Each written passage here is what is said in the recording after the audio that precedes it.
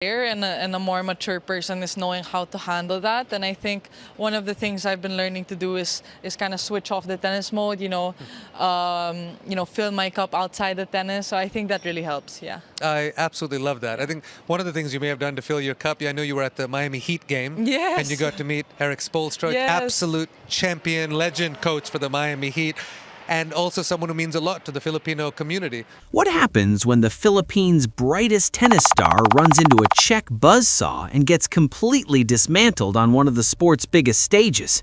Stick around, because what went down between Eala and Karolina Muchova at the Miami Open wasn't just a loss, it was a masterclass in tactical dominance that left fans wondering if something deeper is going on.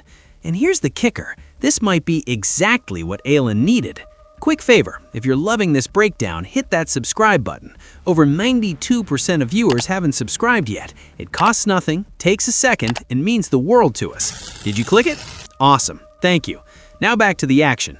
Picture this, Miami Open, Hard Rock Stadium, the sun blazing down on stadium court. Eala, the 20-year-old sensation who's been making waves in the top 50, steps onto the court with her signature fire. On the other side of the net stands Karolina Muchova, the Czech craftswoman who's dismantled top players with surgical precision. What followed wasn't a match, it was a demolition job. 6-love, 6-2. The scoreline alone tells you everything you need to know, but the real story? That's in the details. And trust me, they're brutal. From the very first game, Muchova turned the court into her personal laboratory. Slice here, drop shot there, kick serve down the tee. It was like watching someone play tennis chess while Eala was stuck playing checkers. The Filipino star, who's built her game on aggressive baseline firepower and court coverage, suddenly looked like she was running through quicksand. Every shot Muchova hit seemed to have 3 different spins on it, and before Eala could plant her feet, another ball was already skidding past her. The first set? Over in a blink. 6-0, not a single game won. Ouch. Let's talk about what happened tactically, because this wasn't just Eala having an off day. This was Muchova executing a game plan so perfectly it should be taught in coaching clinics. The Czech player attacked Eala's backhand relentlessly, pulling her wide, then wider, then impossibly wide, until the court looked like it stretched for miles. Every time Eala tried to step in and take control with her forehand, Muchova would throw in a slice or a drop shot that forced her to scramble forward, completely disrupting her rhythm. It's like trying to punch someone who keeps changing distances. You swing, you miss, and before you know it, you're exhausted and frustrated. And here's where it gets even more interesting. Muchova's serve was an absolute weapon, not because she was blasting aces left and right, but because of the variety. Kick serve that bounced up to Eala's shoulders, forcing weak returns. Flat serve out wide that stretched her off the court. Body serve that jammed her up. The Filipino had no time to settle, no chance to find a groove. By the time the first set ended, Eala looked stunned, like she'd walked into a trap she didn't even know was there.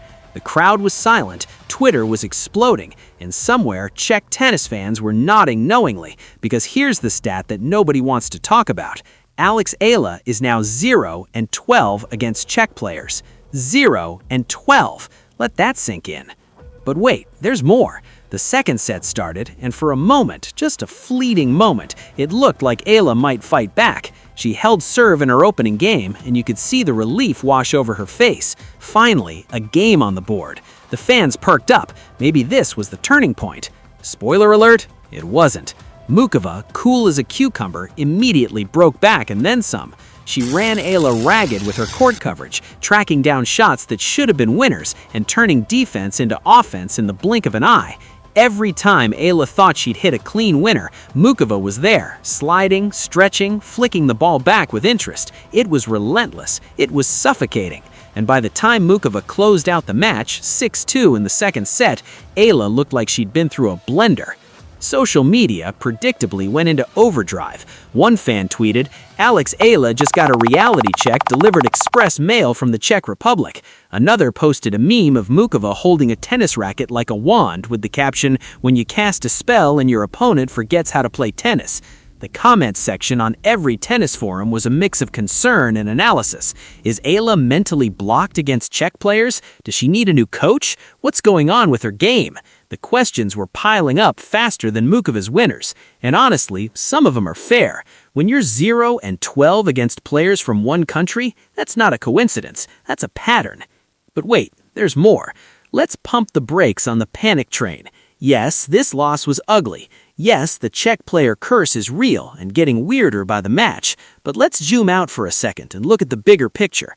Eala is 20 years old. 20! She's ranked in the world's top 50. She's been consistently reaching the round of 16 at WTA 1000 events, which, by the way, is no small feat. Those tournaments are stacked with the best players on the planet, and Eala's holding her own. She's not just showing up, she's competing. She's winning matches, and she's doing it with a maturity that's frankly impressive for someone her age.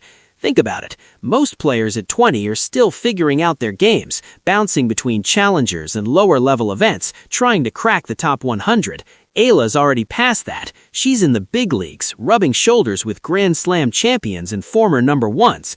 The fact that she got demolished by Mukova doesn't erase everything she's accomplished. It just means she ran into someone who was better on that day, with a game style that exposed her weaknesses. It happens, even to the greats.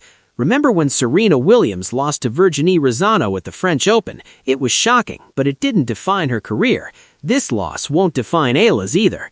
And let's talk about what comes next, because this is where things get really interesting. The clay season. For a player like Eala, who thrives on grinding out points and using her movement, clay could be the perfect antidote to what just happened in Miami. On hard courts, flat hitters like Mukova can rush you off the court with pace and precision.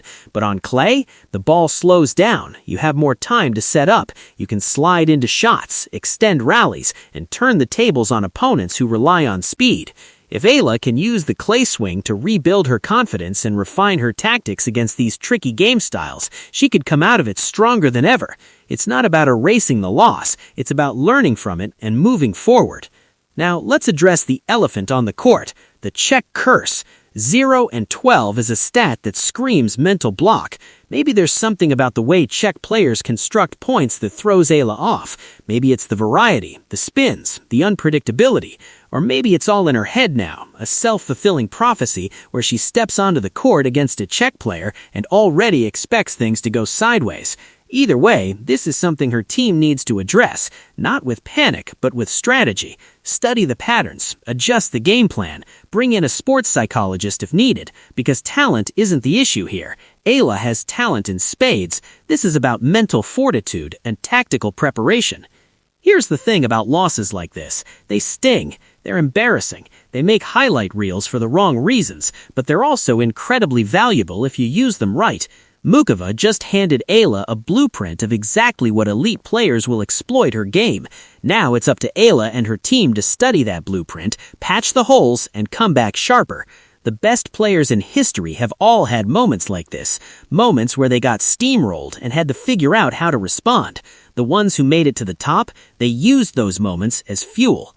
So, where does Eala go from here? Forward. That's the only direction that matters. The Miami Open loss is a setback, sure, but it's not a catastrophe. She's still young, still ranked high, still competing on the biggest stages. The clay season offers a fresh start, a chance to play on her terms and rebuild momentum.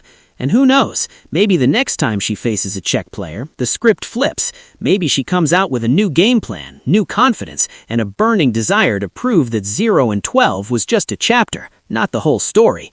As the dust settles on this lopsided defeat, one thing's crystal clear. Eala's journey is far from over. This wasn't a collapse, it was a reality check, a reminder that the path to the top is filled with brutal lessons, tough opponents, and moments that test your resolve. Mukova taught her one of those lessons in Miami. Now it's up to Eala to show us what she learned. Stay tuned, tennis fans, because if there's one thing we know about champions, it's that they don't stay down for long.